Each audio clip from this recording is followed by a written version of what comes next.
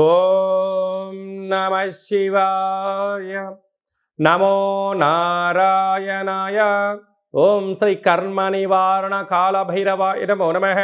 ఓం వజ్రణకాయ విద్మహే తీక్షణ దగ్గుస్థాయ ధీమహి తన్నో నవనారసింహస్వామి ప్రచోదయాతు. హరి ఓం.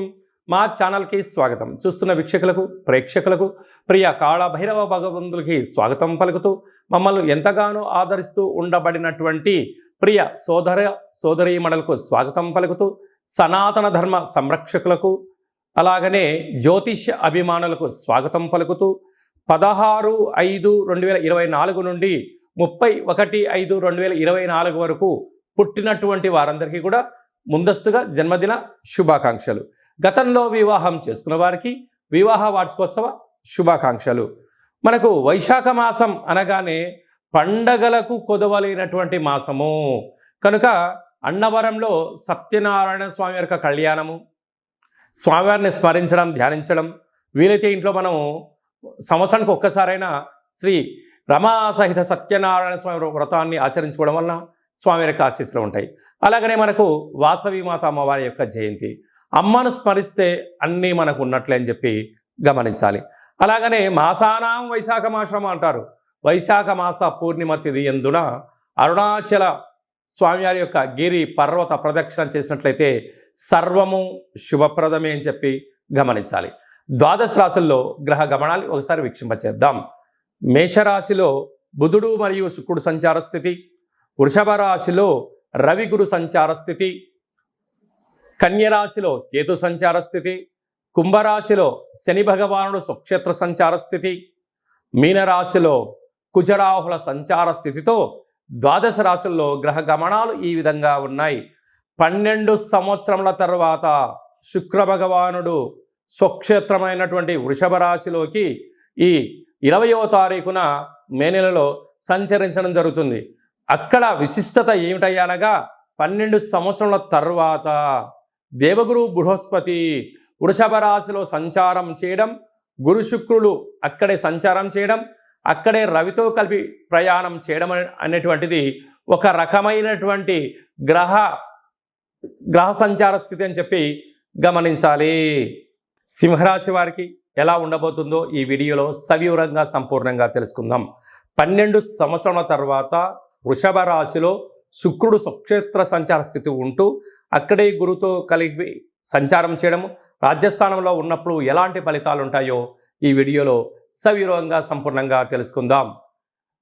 సింహరాశిలో ఏ నక్షత్రాలు వస్తాయనగా మఖా నక్షత్రంలోని 4 పాదాలు, పుబ్బా నక్షత్రంలోని 4 పాదాలు, ఉత్తరా నక్షత్రంలోని 1 పాదం కలిపితే సింహరాశి అవుతుంది. చాలామందికి పుట్టినటువంటి కాల సమయంలో డేటా ఆఫ్ బర్త్లు లేనటువంటి కారణం వలన పేరు యొక్క మొదటి అక్షరాన్ని అనుసరిస్తూ రాశిని తెలుసుకునే ప్రయత్నం అవుతుంది. మా, మీ, మో, మే, మో, టా, టీ, టు, టే అక్షరాల వారు సింహరాశి జాతకులే. సింహరాశి యొక్క అధిపతి సూర్య భగవానుడు. వీరికి 2వ స్థానంలో కేతువు, 7వ స్థానంలో శని సంచార స్థితి, అష్టమంలో కుజరాహుల సంచార స్థితి. కుజదోష ప్రభావంగా ఉండడం వలన వృత్తులలో, ఉద్యోగాల్లో, వ్యాపారాల్లో అనేక మంది శత్రువులు పొంచి ఉన్నారు. అప్పులు ఇవ్వద్దు, అప్పులు తెచ్చుకోవద్దు, నూతనమైన ఏదైనా పనులు ప్రారంభించాలి అంటున్నప్పుడు కొంతకాలము పనులు వాయిదా వేసుకోవడం ఉత్తమోత్తంగా భావించగలగాలి. తొందరపాటు నిర్ణయం తీసుకున్నారా సర్వము గోవింద అన్న పరిస్థితి అయినా ఆశ్చర్యపోనక్కర్లేదు. సమయం, ధనం వెళ్ళిపోతుంది తప్ప తిరిగి రాదు. కనుక మన దగ్గర ఉండబడినంటే స్వల్పమైన ధనాన్ని అనవసరమైన ఖర్చు పెట్టుకోకుండా, మితిమీరిన ఆలోచన చేయకుండా ఓపికగా, పట్టుదలగా, విషయ పరిజ్ఞానంతో మీరు ఖర్చు పెట్టగలిగినట్లయితే స్థిరచరాస్తులు మీ సొంతమవుతాయి. భాగ్యస్థానంలో బుధ శుక్ర సంచార స్థితి, భార్య మాట భర్త, భర్త మాట భార్య వినగలిగినట్లయితే ఇద్దరికీ చాలా మంచి కాలము అని చెప్పి గమనించాలి. రాజ్యస్థానంలో రవి గురు సంచార స్థితితో ప్రారంభమవడం, 20వ తారీఖు నుంచి శుక్ర భగవానుడు తన సొంత గృహానికి సంచారము చేయడం, 12 సంవత్సరముల తర్వాత గురువు అక్కడే ఉంటూ శుక్రుడు కలిసి ఉండడం, వీరిద్దరూ రవితో కలిసి ఉండడం వలన వృత్తులలో, ఉద్యోగాల్లో, వ్యాపారంలో మంచి అవకాశాలు మీ సొంతం అవుతున్నాయి.